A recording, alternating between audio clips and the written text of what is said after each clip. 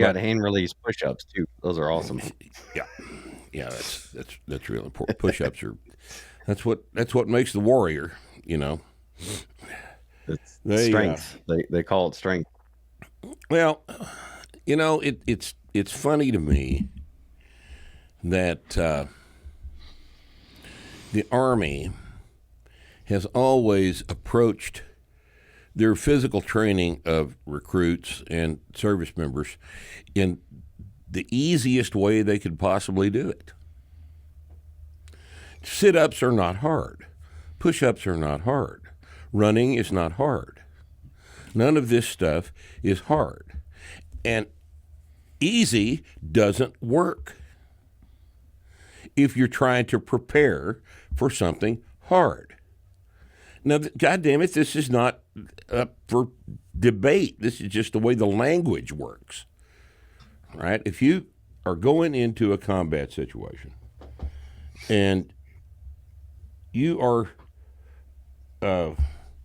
subject to being killed, there are very few other situations in life that are they're going to be more important for you to be able to master than that. And I don't understand why they're so reluctant.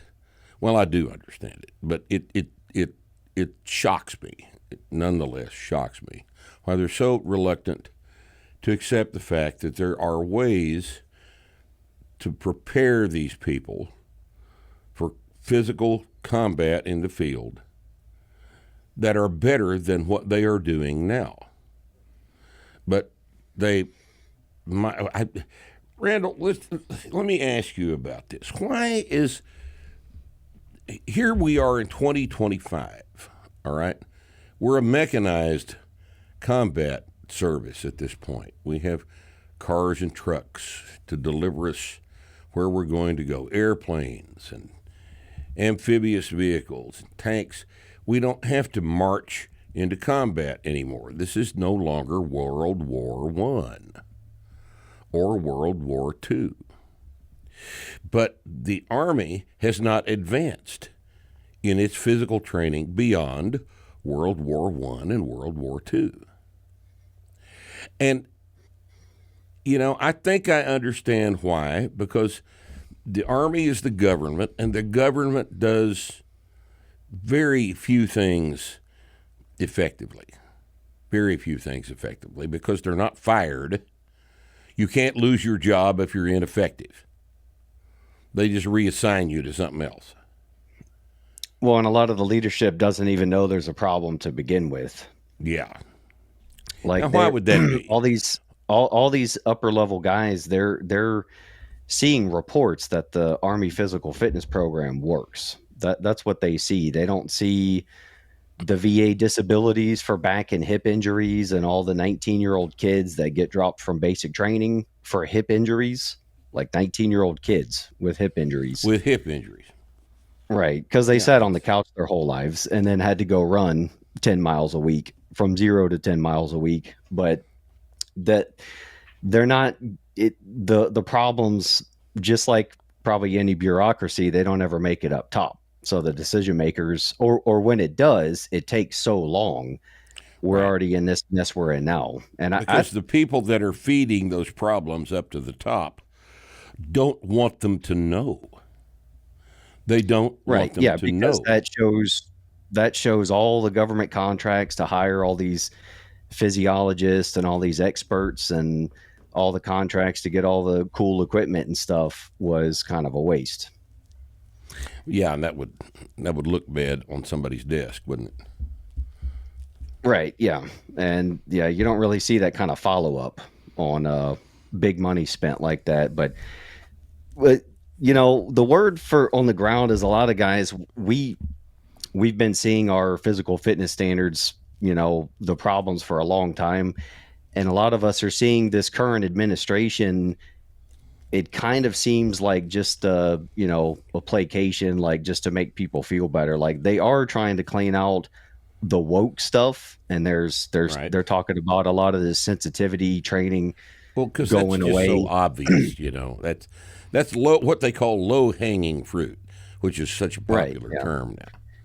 But even DEI if is they snapped low their hanging fruit. fingers and said, yeah, but even if they said we're not doing that anymore, the as slow as all this works, it's going to be 10 years before we actually see that executed at the lower level. And by Right. then, who knows what administration we'll have. But as far as the fitness part, uh, the combat fitness test, the Army's, the ACFT, you know, they their philosophy was improved because they're like, well, we'll do the trap bar deadlift. That was their answer to, we don't want to have guys squat and deadlift because we're not smart enough to teach either one of them. Right. But there's a happy medium where we give guys this toy, and it kind of works similar groups as both of those combined. And then your average E5 on the lower level can just babysit somebody while they pick up 150 pounds a couple times. Right. But Exactly. yeah, it's like a band-aid, and it's, I don't know, on the lower levels, like, or the people who understand how important true strength is, we're not really sure, all this talk is actually going to make it into the ranks, because the people who bought into all this stuff, they're still running the show. All those government, like the trap bar deadlifts, never going away. That's those are Well, big no, that was contracts. just that was a procurement contract, is what that was, and that's all it was for. Right. And all the people teaching this stuff, like, we spoke last time about revamping the basic training program, Yes. and that would make a lot of sense. But you're talking about like erasing entire jobs and departments and rebuilding them. Like, now Yeah. you got to Yeah. get You guys are like your crew out there who actually know how to coach this stuff right. and get them in there. You got to get the drill sergeants to understand why deadlifts and squats are important. It's a Oh, massive it's a it's massive a massive re-education cultural shift. program. I understand that, and it's but there are massive things taking place. Join us this week on Starting Strength Radio. This time we're going to talk to our friend Randall from gruntproof.us. And we are going to talk about military stuff and my thoughts on it, more importantly, his thoughts on it, and the problems and the solutions and all of this kind of extremely fun stuff to talk about, since it's never probably going to happen. But we can all hope. Join us this Friday on Starting Strength Radio.